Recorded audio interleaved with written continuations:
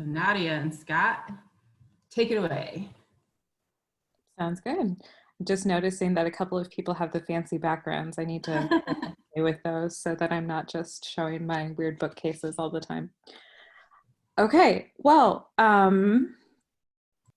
yes, trying to figure out where to start exactly with this. So this morning I sent out a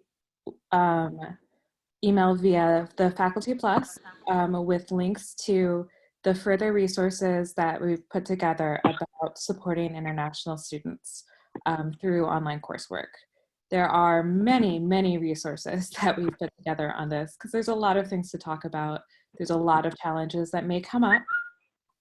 One of the basic things really is going to be about the question of where students actually are and when. Right now, one of the wrinkles is that flights are being canceled or rescheduled or rerouted at short notice. And so our current list of when students are planning to leave is not exactly up to date if they haven't already left. So we're following up on that to make sure that plans haven't changed. And ultimately, I'm not sure how many students we're actually going to have on campus. There may be more than we expected. But of course, again, that could change again in a week if flights open up. So this is going to be an ongoing question of where students are that will take some flexibility to handle. In terms of what to talk about today, I'd actually prefer to start with kind of questions that have come up from you. I've put together lots of things to talk about myself. And at this point, I'm not sure where I would start from scratch again. So I'd love to hear what is the biggest concern right now for other people. And would you happen to have a document that we can follow along with? I don't see anything on the Faculty Plus list that I'm of anything recently today. I get a digest, so maybe it's I sent it out this morning. I can forward it to you, Terry. Is there a way, Kelly, to put it in the Zoom thing for us to either view or use as a resource? Well, we could link the Google Docs within the Zoom. I can put them in the chat. You're muted, Kelly.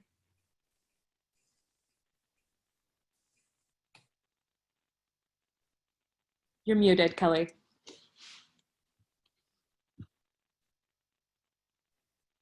Nadia, you can share your screen of that email if you'd like to, so you can point out things as you talk about them. Perfect, yes, I can do that.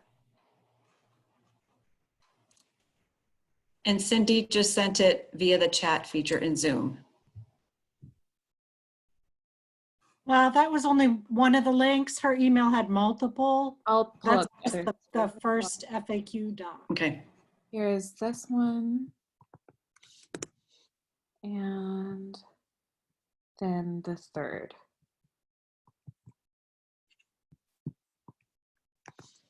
And really, I need to thank a lot of people because both ITS and IET gave great help on this. I've been talking to many people, putting the others together. So a lot of work went into this from a lot of people around campus. So I don't know if any of you had a chance to look over these yet. I can give a brief overview of what's on here. I'm going to share my screen so I can pull those up. So,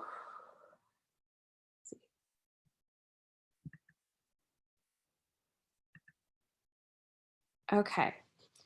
So we can start with the FAQs here. So these are a few questions that have come up repeatedly from people over the course of the last couple of weeks that are sort of fundamental questions around access, mostly dealing with China and the issue of access to Google. So one is just about sending and receiving emails. So students can receive emails from any Gmail account to any account they can access in China, but they may not be able to access their FNM email directly. So for that reason, we've advised students to have the backup plan of forwarding their email to an alternate account while they are off campus. We don't recommend that forever, just for this specific circumstance. Or using the alternate email to engage with their faculty or professors. I prefer that they set up the forwarding just as a backup. Another option, though, is to send messages through Canvas because Canvas will also reach them. That is another question, is about certain logins across the FNM system, various programs and websites and tools. So Canvas and inside FNM, like the library website, can actually be routed through a different login system, which is the central authentication service rather than the Google authentication. So that, I believe, correct me if I'm wrong, Kelly and Terry, does require that they have Duo Mobile set up, but does not require access to Google. Is that correct?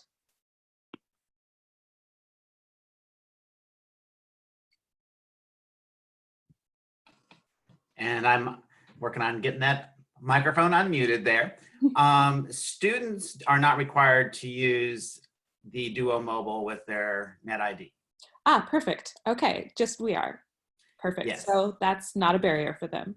So if it's going through the CAS, then they do not have to go through Google, which means that students should be able to log in.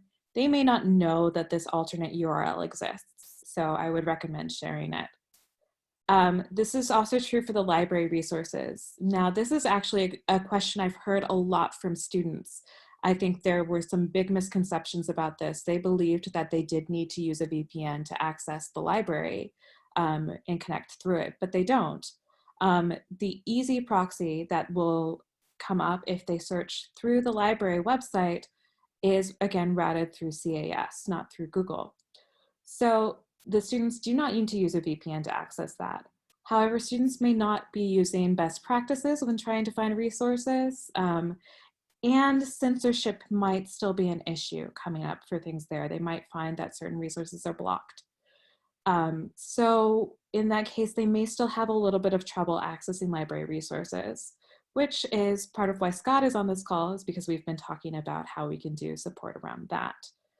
We can talk about that now or just keep going through the resources briefly and then address questions. What would you prefer? Anybody want to chime in? Would you prefer to keep going through the documents and do an overview, or pause for questions?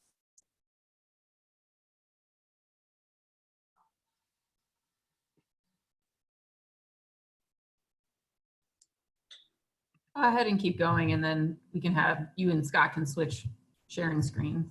Sounds great. Okay. So another question is about the access to Zoom. Zoom should be accessible from China. There are a couple of tricky things to consider. One is that zoom.us is not accessible in China, but zoom.com.cn is the Chinese platform. It is being very commonly used there right now. It's been one of the main platforms for classes in China. Actually, they did set up a specific one to facilitate university access there, but it should be accessible. That does not mean that there will not still be access problems around connectivity, the servers being overloaded, things like that. So there is still that issue, but it should be accessible.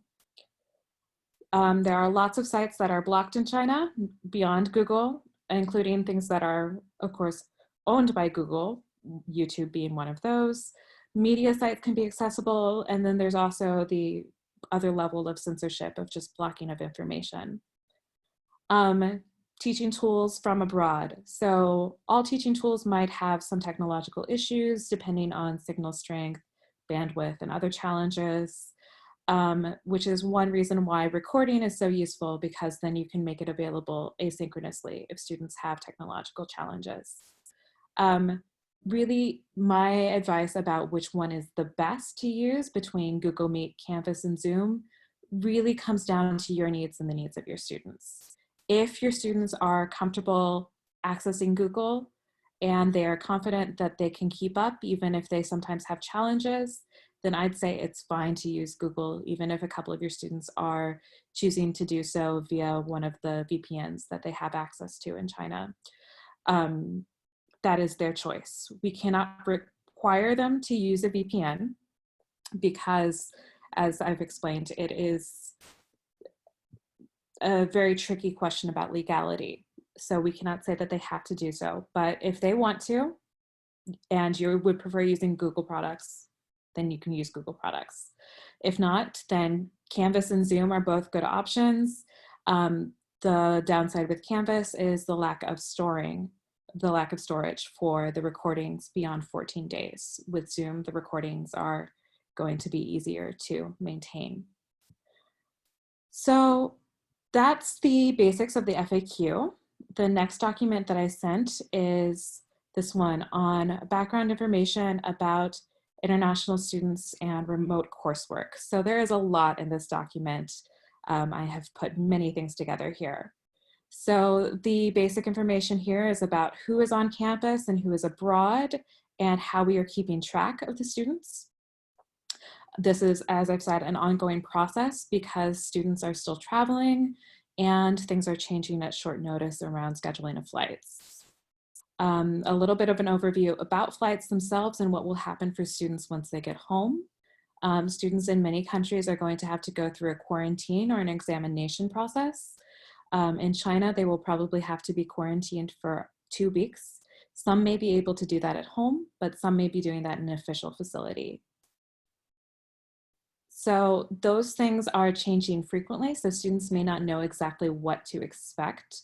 They may be routed through a different city than they're anticipating. Travel may take longer than they know. So we're going to have a little bit of flexibility with those students who are traveling because of these circumstances. Another important thing, of course, is the time zone difference. I pulled up 3 of the major countries that we have students going to, which are China, Vietnam, and India. China is 12 hours ahead, Vietnam is 11, and India is 9.5. So any of the students who have afternoon classes and are going to those countries are going to have a very hard time maintaining synchronous access to those classes throughout the next month and a half. It's very difficult to be at home with people on a very different schedule than you and try to be like operating on an opposite schedule. But that is another reason why something like office hours occasionally offered at different times, like 8 in the morning or 8 at night, would be very useful to these students. Another factor, social hostility and other challenges students might face at home. These could have a big impact, really. There is some social hostility right now about Chinese students returning because people are afraid of imported cases in China because those are the new cases at the moment for the most part. The other factor is, of course, just the home environment, whether it is they have sufficient access to resources and time, or whether the family dynamics might be challenging. Internet access barriers in China are, of course, a big topic here. So I have some information about both the firewall, some topics with censorship, and the use of VPNs. VPNs are a really complex topic. I've been trying to do a lot of research on it to get as much specific information as possible. Unfortunately, one of the things about this is that it seems to be deliberately murky about whether or not it is legal and acceptable. The recommendations of the best VPNs to use in China that I see are not the recommendations for the ones that are legal. They're the ones that you can get through the firewall with. So an important thing to remember is that this is a very complex issue. Another important thing, aside from the question of legality, is the fact that VPN services can be interrupted and blocked. And in fact, there have been records of that happening this spring.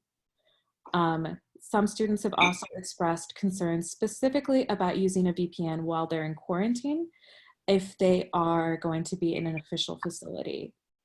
So again, this comes back to the thing that we cannot require students to use this. If they want to, and everybody in your class would therefore have access to Google, that's fine. But we cannot require them to use it. So other internet barriers around the world that it's useful to just have in mind. Geo-blocking can come up if you're having students watch streaming media. So not all services or content is available in all countries. Sometimes you can get around those with the VPN, which is legal in most places, but Netflix and Hulu and the BBC iPlayer tend to block people via VPN. Censorship can be issues for other people in other places, so this might come up and limit their ability to do research. And people in many countries, including the US, might face barriers related to unreliable internet access. And I also wanted to include some information about challenges that students will face on campus and just in general. So students on campus, even though they are not traveling, will have a difficult situation. Some of them may not be here by choice if they're stranded here because it's being canceled. This will be a very different environment than it has been for the rest of the semester. They may feel extra isolated because while they're here and people are around, they're not really allowed to spend time with other people. And because their friends might be able to hang out with their family and their pets, but they aren't. And because they will be disrupted, they are going to have to move. And so it will be essentially a different experience for the rest of the semester. And for all students, there's a lot of questions about what happens next, what happens in the future. And then a lot of worries just about not being able to continue their academic experience in the same way, both this semester and long term. And then I've also included some articles here, things that I consulted or things that I've been reading that I referenced when I put this resource together. Now, the last resource here that I shared today was about practices for supporting students during online learning. So again, I have some information here about what students have been telling me in the last week. I've been conducting practice Google Meet and Zoom sessions with students for this week and last week, checking in to see if people have access to it, if they have any questions about how it works, but also just chatting about their worries. A lot of students are saying they're really bored. They really want something to do. Students have been very eager to get started on papers this week. So I've been having normal ESOL sessions and they're close to full this week, actually. They're nervous about online classes. They're really grateful for people reaching out and supporting them. And they really, really appreciate people offering virtual academic support. A lot of students have been really worried that they wouldn't have access to the library or tutoring and things like that, and are really relieved to find out they do.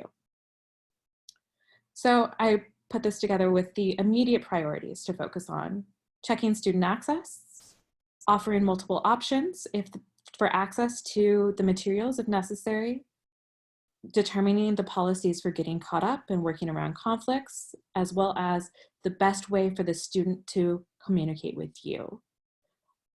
Making sure that students know which resources are available because they may not know for everything. They should know because they've gotten many emails about it, but they've been saturated with emails over the last few weeks. So it's easy for those to slip through the cracks. And then some basic things about avoiding Google. So again, how you can access Canvas. You can use Canvas to send messages. And if they are not responding to your emails, or if the student says that they have a concern that they're going to lose access to their email, the OIP has been asking students to update and verify their alternate email addresses. We will be sharing a resource on this soon. I think we're in the final stages of making sure that we have as much up-to-date information about where the students are as possible. But in the meantime, if you want to reach out to me with questions about a specific student, please do. Library resources again, and Zoom should be accessible. And then I went through some of the basic tenets of good practice around online teaching in a short circumstance like this. So accessibility with multiple options, recordings and backup, and varying the times of availability. Flexibility, understanding the travel complications and the limitations of being able to participate synchronous, sorry, I can't talk today, I've been talking a lot, to practice or to join class meetings at the same time as other students. And then flexibility around research, because I think this may end up being a big concern for students if they are working on specific political or social topics. And in fact, this has come up with students before when I've talked about, for instance, trying to complete a paper about LGBT issues while they were at home in China, and the student knew that they would have a hard time getting access to resources then. So this, again, we can talk about in a moment, but the library is going to be an invaluable resource to helping students get these access to these materials. But it may also be necessary to accommodate some changes to topics or modifications on the focus of the paper, just so that the student feels more comfortable doing that in their environment. Support services still exist. I am here all the time. The Writing Center and QNSC will both have online resources, as well as Amy Faust. And things with belonging and well-being, checking in with the students. This is a hard time. Prompting the students to reach out to each other. I'm not sure that they're necessarily doing this on their own, so having some guidance for how to do this would be really useful. And technological practices. Now, these are all the things that I have learned in my time of doing work remotely and occasionally internationally, backing everything up, because students may not know to do that until they've lost an important topic or a paper right at the last minute. Reminding them to keep track of research, not just leave everything open in internet tabs to actually download and save things. Basic troubleshooting steps. Students may not know exactly what to do. They may not have gone through all of these processes before of checking settings, restarting, turning things off and on again, backup plans for access. And what I'm emphasizing here is that students have many options for getting access to things that are blocked in certain countries. We have made these very clear to them. They should know that these options exist. They may not, because they may not have read their email, but it is their responsibility to try to use one of these options. We will, of course, reach out if a student is not responding, and we will use alternate emails to try to track them down, but the student does need to take responsibility. We have made every effort to make sure that everything is accessible to them. So barring like very extreme circumstances, the students really should not have massive barriers to being able to participate in the classes and complete their work. We do have to accommodate and be flexible, but it is possible for students to do. In general practices, really kind of reaching out to students, helping them focus, reminding them not to give up, and encouraging creativity. So, and then I have a little mini essay there about some things about technology that I've learned from working with students this year and my own time as an academic. So these are the 3 resources that I've put together today. They have a lot of information here. I've tried to split them up and organize them so that it will be easy to find the specific information that you need, but to give a little bit of a comprehensive overview of possible difficulties that might come up and options to cope with it. There's obviously much more we could say about everything here, but I think that, and to some extent, it will be necessary to sort of see what comes up over the next few weeks. But I'm sure that specific things have come up for others already because you're all working on putting together specific classes or specific resources or things like that. So why don't we talk a little bit about specific concerns or talk a little bit about the library support for students right now.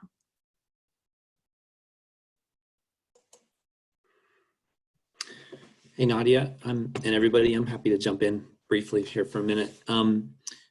I would offer, first of all, thanks for all that information. I would offer one example. You mentioned data limitations that students might face in other countries.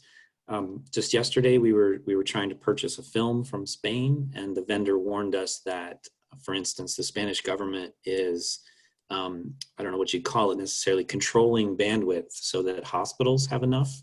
And so the general public does not necessarily always have enough.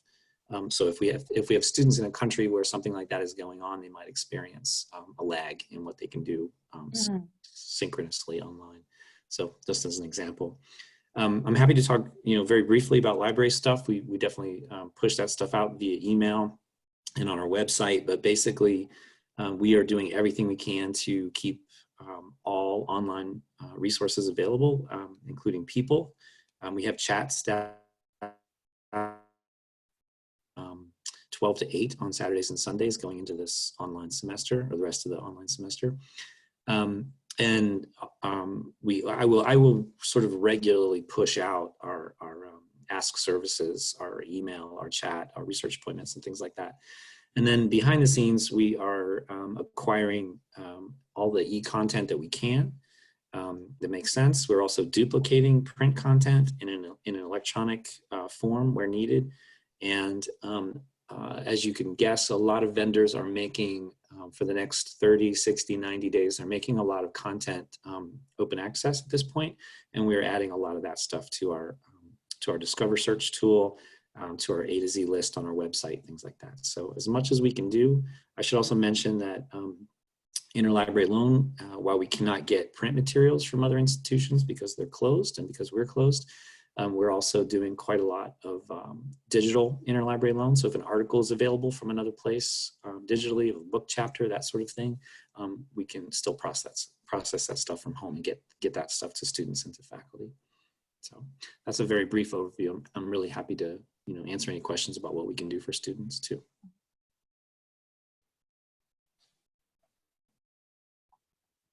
So can we open up to other questions? Nadia, Mhm. is there anything or any plans for faculty to be able to do anything for these 200 students who are on campus and feeling socially isolated? Yes, well, that's a great question, actually. So whether we're doing anything in person, that is, No, of course not in say person. anything about that because, of course, we don't know Yeah. when that But I would was thinking like maybe virtual visits to professor's house or something like that. that would be a great We thing, had actually. sometimes done in the past when students come on campus. Yes, But now we know our students. I was just thinking that might be, that would be lovely. talking about students who've gone home, have their family members and their pets. But like, for example, in our house, we have 2 kids who are learning Chinese. That might be kind of fun if somebody would like to interact with them and help them with their Chinese lessons. I think that is a lovely idea. So for coordinated efforts, Susan Knoll has been working on planning some ideas for supporting students, not just the ones on campus, but everybody, asking professional staff, especially right now, to maybe take a group of students that are theirs and check in with them and have chats with them to make sure they're doing okay. But I think something specific around like reaching out to the students on campus with a virtual hangout with my pet day or something like that, Yeah. that would be absolutely lovely. So that is something I'm gonna kind of transition to working on, the idea of belonging in community once we have students settled. Right now, the focus is on making sure everybody has access to coursework, but then it's gonna be maintaining community and getting through the semester. And so once that happens, I think I'd love to talk about maybe how we could implement that. Yeah. Well, and my 7th grader's Chinese teacher is Rick Kent's wife. Oh, So perhaps, that might be kind of cool to link students up with the students that are in that 7th grade class. She also, of course, she's also teaching other Chinese classes at 8th grade and in the high school level yeah. as well. So maybe you could reach out to Rick and see if she might be receptive to pairing up her students with some of our students who might be interested in doing something like that. Absolutely. I think that's a wonderful idea. Yes, thank you.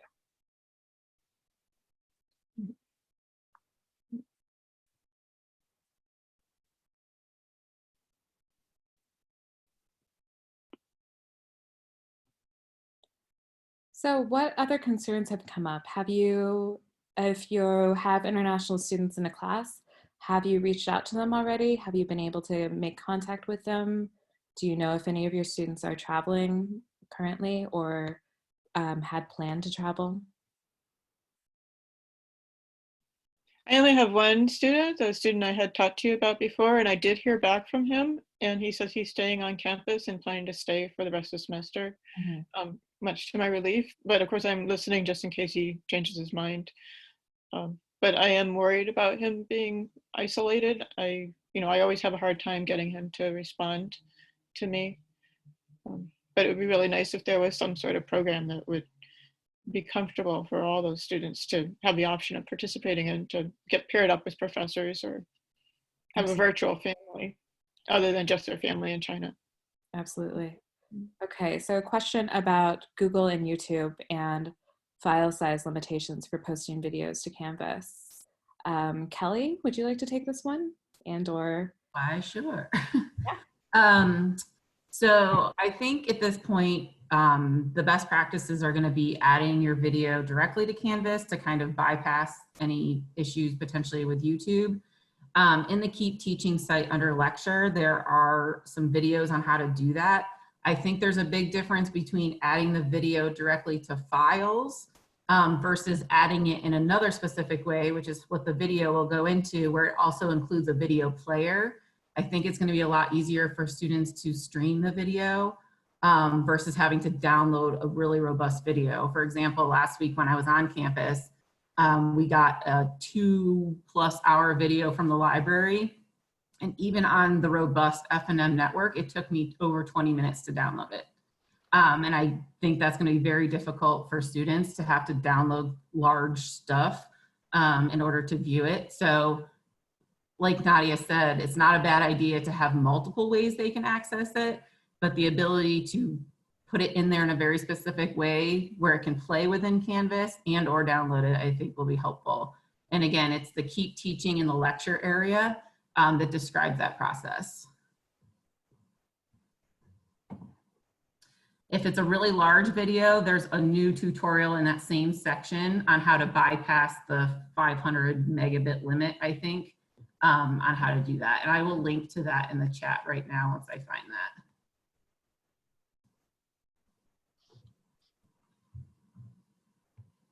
Can I jump in with an earlier point, unless we're still on the videos?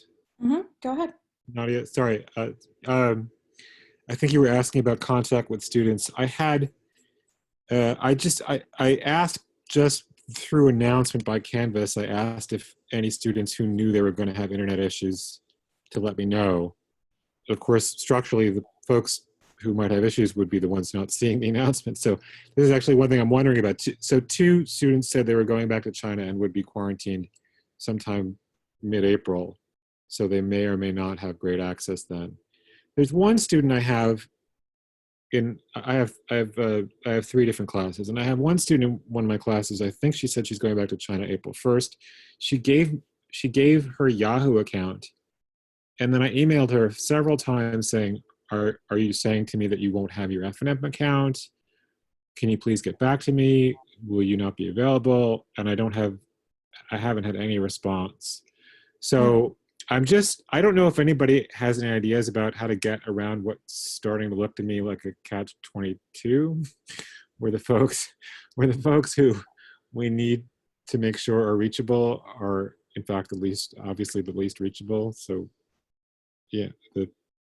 Yeah, and this is an issue we deal with in the Office of International Programs when we've had students go on leave, something like that, because it can be hard to get in touch with students then.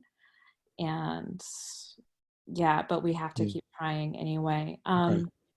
If the student is leaving in April, this one, then they should still have access to their F&M email now. Yeah. Yeah, so you can presume that they can still check that at the moment, and they may not, if you've been emailing their Yahoo, they may not have been checking that. Yeah, I tried both, but that actually leads me to a related question, which I thought I answered for myself, but perhaps not. The Chinese students, when they go home, whenever they do go back to China, since the F&M email account is Google hosted, do they still have their F&M account?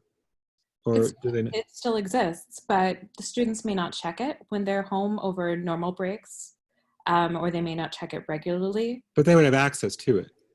They can access it if they go through a VPN, or if they were, say, in Hong Kong, they could access it there. There are various ways that they could get access to it. There are like, and so I do know some students who tend to check it regularly because that's just what they're used to. I know some students who just don't check it for the whole time they're away. I try to emphasize like that should not be what they're doing. but I keep hearing about a VPN, but I don't know what that is. okay. I feel like I actually realized that today, that maybe I haven't explained that properly. And I jumped in very late in this call, so I missed all kinds of things. So I don't mean to. No, I don't think it's your fault, because I think I have kind of been presuming that people know what it is and that it's been explained, but it hasn't necessarily. A VPN is a virtual private network. So that Oh, yeah. is a proxy system so that you can log in and appear to be going through a different IP address. So for example, I need to use the VPN if I'm accessing Cognos or certain other FNM systems, but most systems do not need the FNM VPN to access. A VPN is the solution most people use in China when they need to get around what's called the Great Firewall. Often if they need to check access to Google or other things like that. VPNs are not strictly legal in China, although they are not black and white illegal either. It is a complicated issue, but that is part of why we can't require students to use one to get access to Google, because they may not be comfortable doing something that is not necessarily legal, and B, they may have actually difficulty still accessing it because VPNs can be blocked. They can be slowed down. And that has happened this spring. So let me back up then. Does the fact that the FNM email account is Google hosted mean that if they are behind that firewall and don't have a VPN, that they can't get their FNM email? They cannot log into the FNM email. They could set up forwarding to an alternate email address, which is something I have recommended that they do just in case they are not able to access their FNM email. Okay. I know some students have. I'm sure that not all of them have. Right. I'm wondering in part because announcements by default, if you write an announcement on Canvas, by default, it's going to the student's FNM email address. So on Canvas, they can also check their inbox there. And they can read their messages within Canvas itself. So they would have to just go, but they have to go check. They're not, right. Okay, thank you.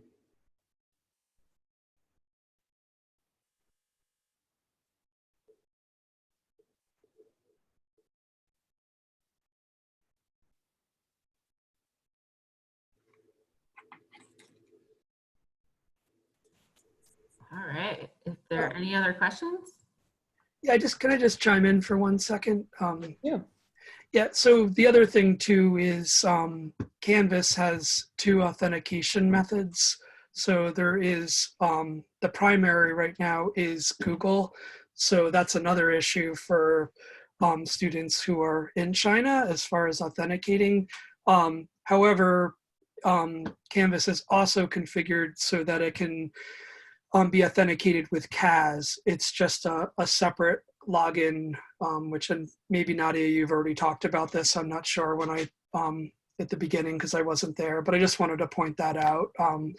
We're attempting to change a little bit of what the login page will look like, but that has not been successful yet, where it would kind of give people an option when they go to Canvas. But we'll make the link obvious, so if something comes up where you have students say they're not able to access Canvas, it's really just logging through CAS as opposed to Google.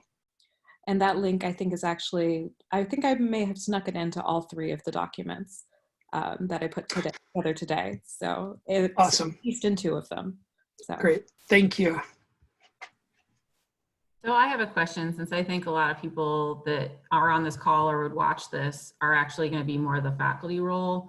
So whose responsibility, or since I think a lot of us don't see what the student messaging is, so what are students being told?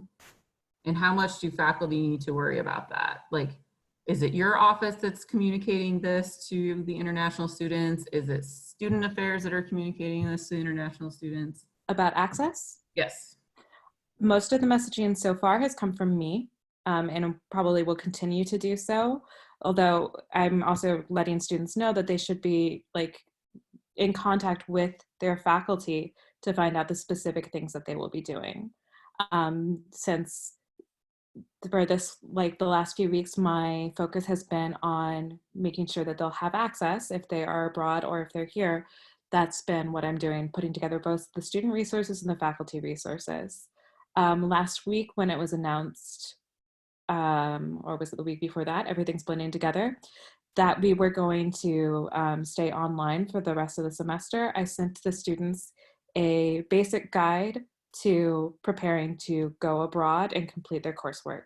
So that started with the fundamental instructions of have a backup plan for your email, plan ahead about research, things like that. And I sent that email out to Faculty Plus either last week or 2 weeks ago. I can't remember now because time is an illusion at this point.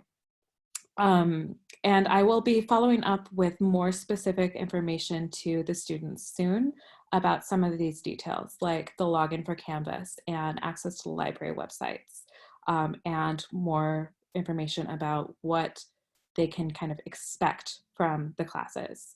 I've also been consistently reaching out to students to have them test their use of both Google Meet and Zoom, since it was not really feasible for me to invite them to a Canvas conference since I'm not teaching a class to all 420 international students. But I did show them a little bit about how Canvas conferences work as well. And I have sent invitations to the students who are currently abroad or are scheduled to travel this week, inviting them to join me on a Zoom call this week in the morning so that we can test their access to that and also talk about any other challenges they may have. And for those students, I reached out to both their F&M email and their alternate email. So, and I'm going to continue to do those basically and keep track of who's gotten in contact with us and things like that. So once the classes start, really it is the students' responsibility to apply all of this information that they've been given and work on accessing their classes and meet the expectations of their coursework. But I am making sure that they're getting the information on how to do that. And they will also have links to this through the Keep Learning site on Canvas that is being developed as well. So that will have a page for resources for international students who are off campus as well as on campus. And we'll have links to all of the tech documents, both the Google sites as well as PDF resources, so that the students who are abroad can access them without going through Google. So there are many places that they can get this access to this information. So just because I don't think everyone's aware of this, do you want to share, or I will, I'm going to share my screen and show you what she meant by the Canvas thing, because I think a lot of people aren't aware of what that means. So give me 1 second.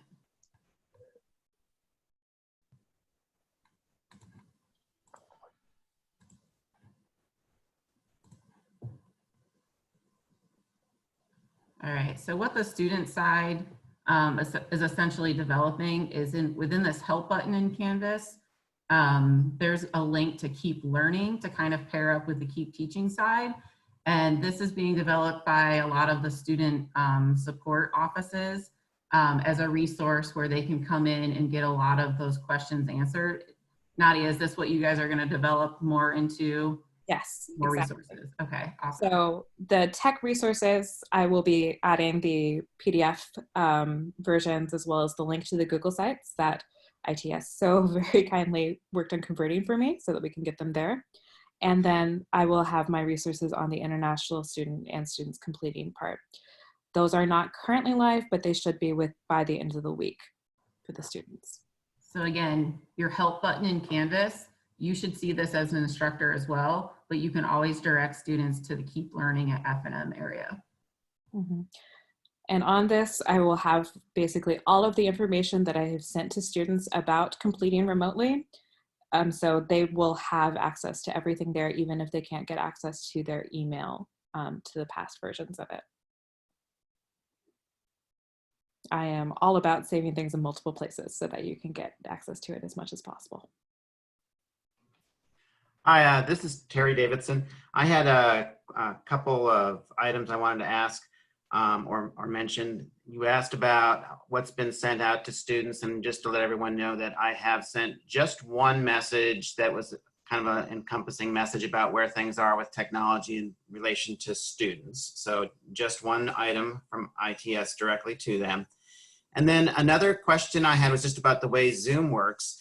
I know when I was using Google Meet, I enjoyed being able to put the closed captioning on so I could see the text as I was multitasking or missing a sentence here or there. Is there a way in Zoom to have people's conversations closed captioned at the bottom of the screen?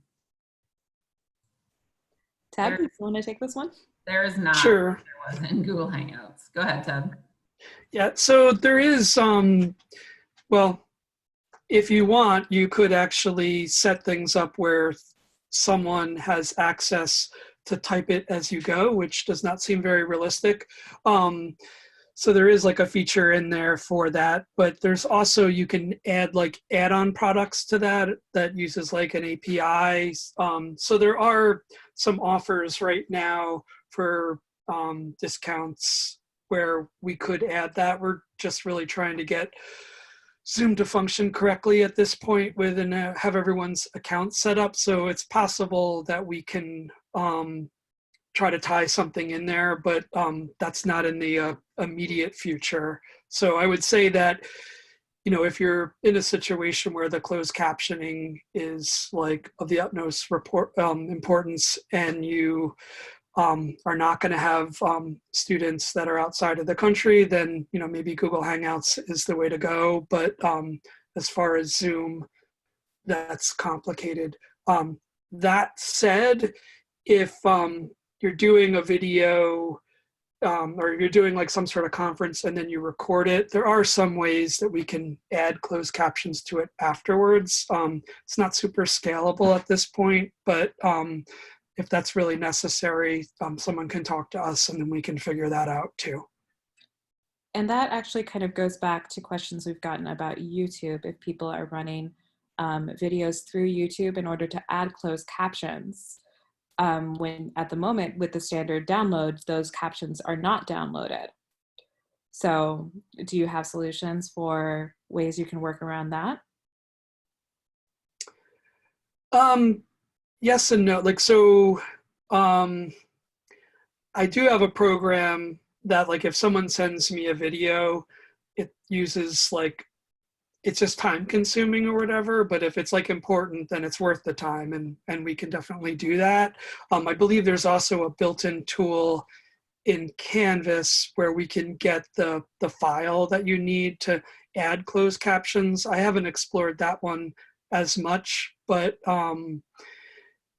and I can also certainly make a transcript that's a lot quicker. So if someone is okay with like just the transcript of the video, I mean, that is, you know, like a 20-minute process versus if it's a video, it's like a lot longer. And I bet I can do that quicker depending on the video. So there are options. And again, it's sort of like triaging things. So it has not been like on the front burner at this point, but I'm sure as the semester, you know, as classes are starting, other tasks that we've been more, you know, addressing like right now that are on the front burner, we can certainly, you know, look for more solutions. I don't know, Kelly or Nydia, if you guys have some other ideas about that too. I actually have Live Transcribe as an app on my phone that I have going on right now. And it's, I think it actually is a Google product, but it's acting just like it would if you were doing a Google Hangouts. It's picking up anyone's voice and it's transcribing it. So if that's something you want in conjunction with a video, as Terry mentioned, that's totally doable and free. There's a lot of transcription type apps out there that people can play with. But again, transcribing and closed captioning are slightly different for different purposes. But back to Terry's point, if you like that feel in the moment, Live Transcribe, which I'm using it right now, is doing exactly that. Yeah, exactly. There are lots of ways that maybe are not the ideal, prettiest solution, but are a solution to these types of challenges. So even something like enabling, what is it?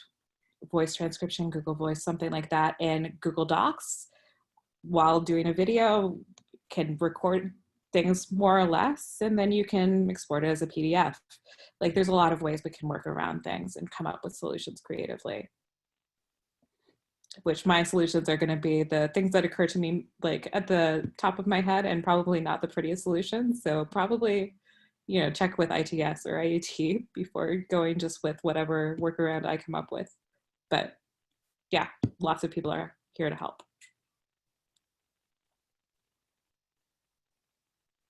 Nadia, Mhm. could you talk about sort of the special cases that students might be in as they think about a pass, no pass grade, and how we can be advising students? That is a very good question. So some concerns that I've heard from students about that are, well, it's complicated. I haven't heard consensus from students around that. I've heard just a couple of questions about what might happen and some worries from students about if they are very interrupted by travel or by sickness or by something happening at home, if that would be available to them as an option, whether that would be a good option or not. Hearing concerns from students about, of course, how it will look on a transcript, things about how it would convert and affect GPA, which are things we might not necessarily have an answer to yet. I'm in the camp of spring 2020 is going to be the year that is weird for everybody, and it will not stand out as weird if this is a strange semester for people. But I know that others are still worried about being perceived with stigmatizing of the pass, no pass. For students, you know, I mean, for students who are very concerned about their GPAs and who are worried about how the interruptions of the semester will affect them, I think that the pass is a good option for them. And I know students who have been inclined to take a pass in those circumstances. There are also students who struggled last semester who are trying to catch up this semester and who might not be able to fully recover from the difficulties they had last semester if they do not have those factored into the GPA. Now they might be able to appeal an automatic suspension based on the low GPA, given the semester's circumstances, but they might still want to try to push their GPA up if they think that they can get a high enough grade in their classes. So I think it does kind of still come down to the individual circumstances with the students. And because we don't have a blanket policy of pass, no pass for everybody or grades for everybody, we are still going to have to take this into account with each student individually. I would tell students, yeah. Sorry? I think that there isn't a special consideration that faculty need to keep in mind because they're international students. Sue, do you want to jump in here? So I'm having a lot of technology issues today. Can people hear me? Yes. Excellent. Yeah, I have been kind of listening along for most of the time here. The PNP thing, yeah, a couple of just general observations. I think we have to reconcile ourselves with the college that different people are going to advise differently on this. And so I think there's no universal best answer. There isn't a categorical problem with a PNP in terms of immigration status. So we don't have to worry about that. The messaging that went out from the provost was the problem of incompletes for seniors because of a need to complete by a certain day from an immigration standpoint. But the pass doesn't present any particular challenges for an international student status and F1 status. Really, the question is just whether students are able to remain enrolled full-time, which would be 3 classes. Exactly, yep.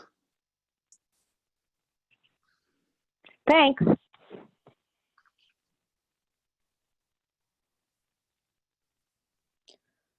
So, any last questions? Well, as I've said, I am always happy and available to answer any questions that I can and to connect people to others who can answer questions better, if others can answer questions better than I can. I am here as a support both for students as well as for you. I am currently reaching out to students, trying to make sure that everybody who's here has been able to access resources, giving them opportunities to check in and talk with us. We'll actually be doing a conversation led by our international peer mentors this afternoon that's open to international students, just to chat about how everything's going. So hopefully we'll be able to check in with some more there. I think students are really eager to get back and get started and to really connect with people. So any outreach that you can do, I think is a great idea, really. Nadia and everybody, could I add, I haven't been able to hear everything, so I don't know if you covered this, but just so folks know, we are in international programs continuing to reach out to students to figure out exactly where they are going to land. I don't know if you covered the fact that they'll be very much in transit over the next couple of weeks. But, you know, trying to make sure we have good email addresses that will work reliably once they leave, which might not be their F&M address, and then pushing that information out to folks as we have it. So just all this sort of backstopping, backstopping information that people will need to effectively interact with international students. We're also gathering out of international programs. And we will be pushing that out very shortly, really. It's just a question of making sure we have as much updated information as possible, knowing that things may and will almost certainly continue to change.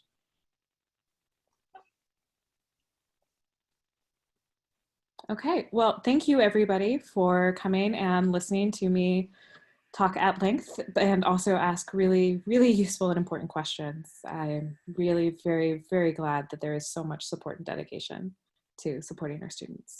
Thank you. Thank you. Thanks. Thank you. Bye. Thank you.